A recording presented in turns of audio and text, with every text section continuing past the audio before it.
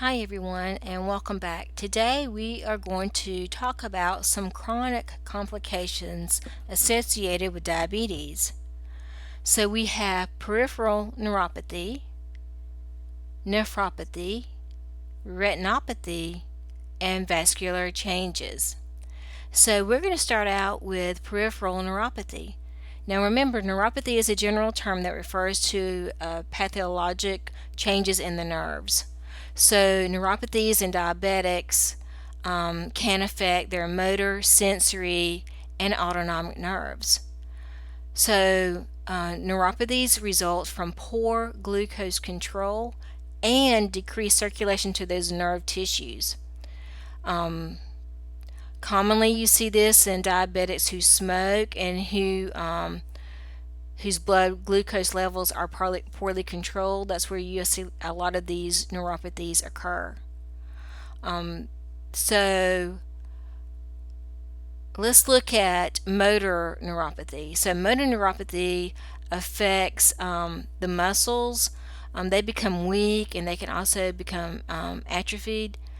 The joint support is very diminished, and the feet can often look really wide, often look wide. Sometimes they'll have some bone structure involvement as well, and that can lead to skeletal deformities in the feet and ankles. And having those deformities can cause their gait or their walking to be off just a little. Now, areas of the soft tissue are subject to friction, and they can also get those ulcers on the bottom of their feet as a result of that. And if those ulcers become infected and develop any type of infection, it may have to amputate that area of the foot or the ankle, wherever it occurs.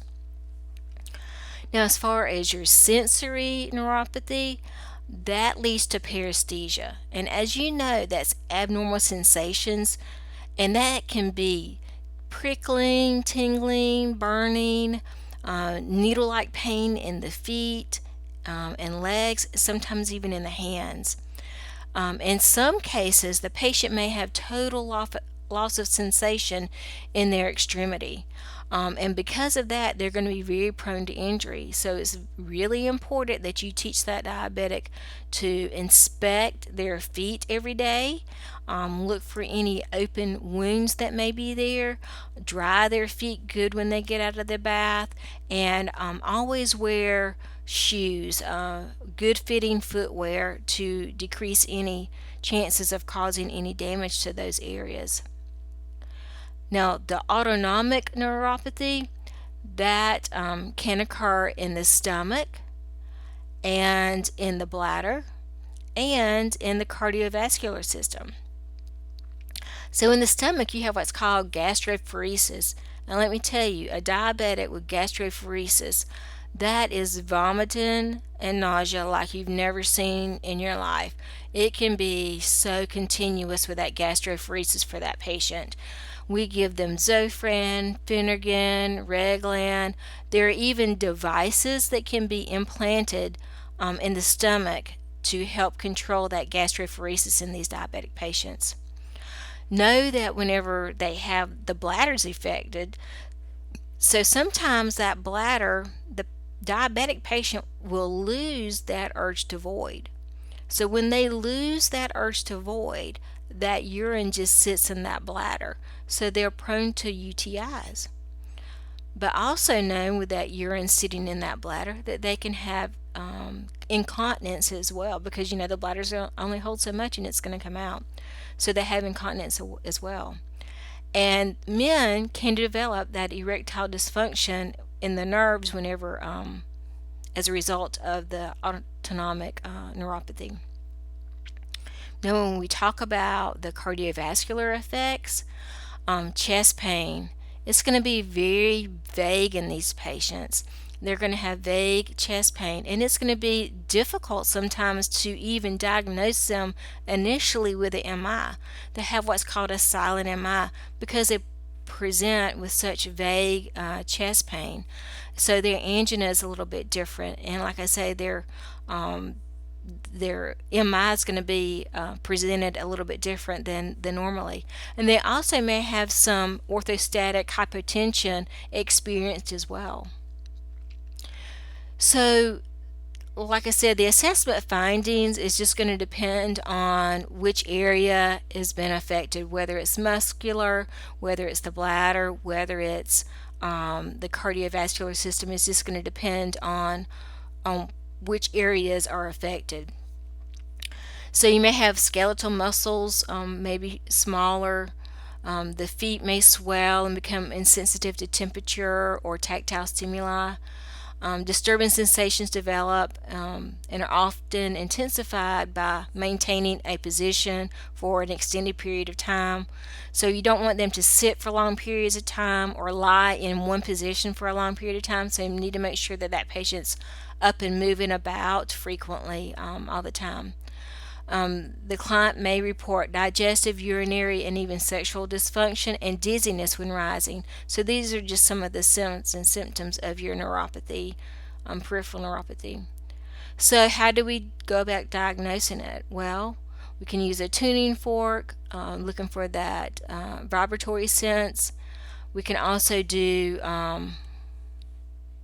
electromammographies. We can do those, and that's demonstrate the slow conduction of the electrical stimulation along the nerve ending. So we can do those electromammographies. We can do those as well.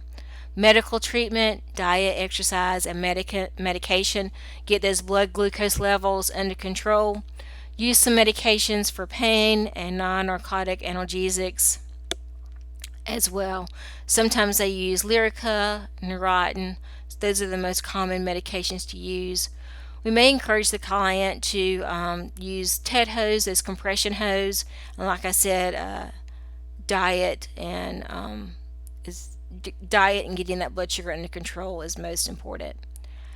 Nursing basically is teaching a plan for management of the diabetes and the potential complications. So there you go, diet, exercise, standing up slowly, wearing your TED hose, inspect those feet every day, take medication as they're prescribed, those kind of things that we constantly are teaching our patients. So yeah, that's what we're going to do.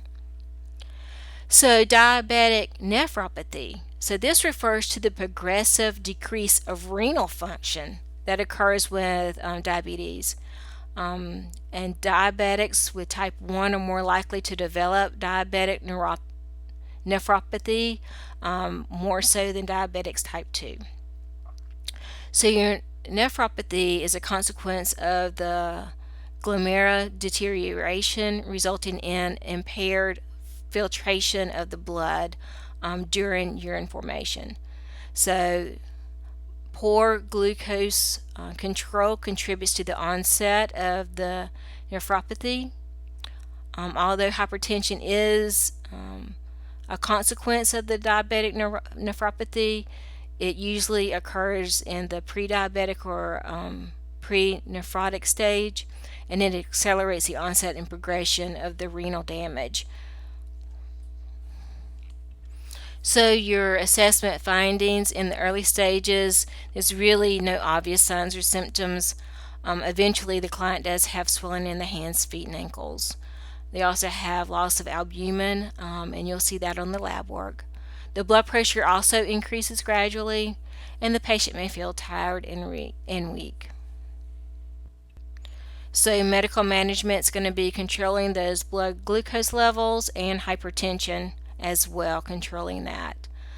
Maintaining a good diet and smoking cessation is encouraged. As nurses, we need to monitor the client's blood glucose and the A1C results. We need to look at those and explain the therapy to the patient and encourage them to take their antihypertensive drugs and maintain those dietary measures for lowering the BP and complications of vascular diseases. Because nephropathy is progressive, the nurse needs to make sure that you encourage the client to do their follow-up appointments. Now, diabetic Rhinopathy is changes to the retina. So, on average, it develops 10 or more years after the onset of diabetes, and it can come earlier depending on the severity of their diabetes. And this is a consequence of inadequate blood glucose levels again. So, this is why it's so important to get that blood sugar under control in that pre diabetic stage, because you don't want all of these things happening. So, there are vascular changes in the retina. So, there are two types. We have non proliferative and proliferative types of neuropathy, retinopathy, I'm sorry.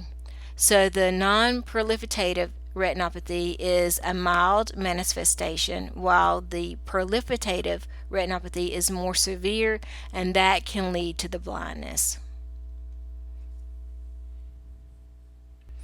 And I have seen so many diabetics with vision loss and vision impairment. It's just so sad because many of them are very young and often become totally blind. It's just amazing.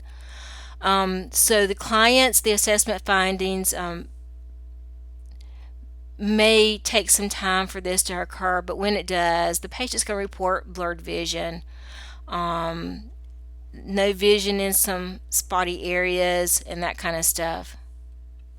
Their visual acuity is also diminished as well, and they may have some swelling near the macula of the eye as well.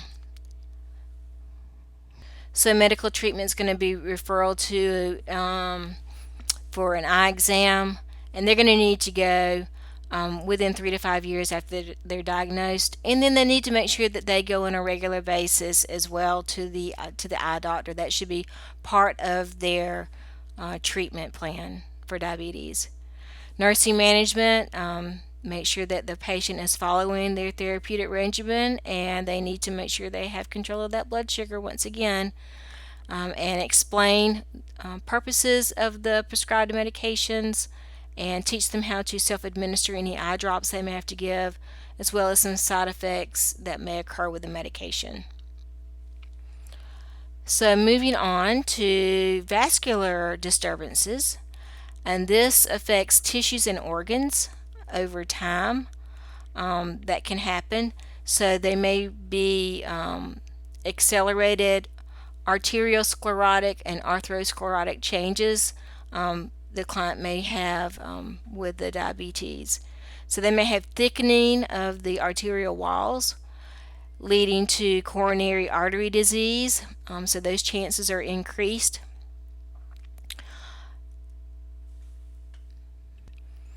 Your assessment findings, your PVD, your peripheral vascular changes are the most common complications associated with diabetes.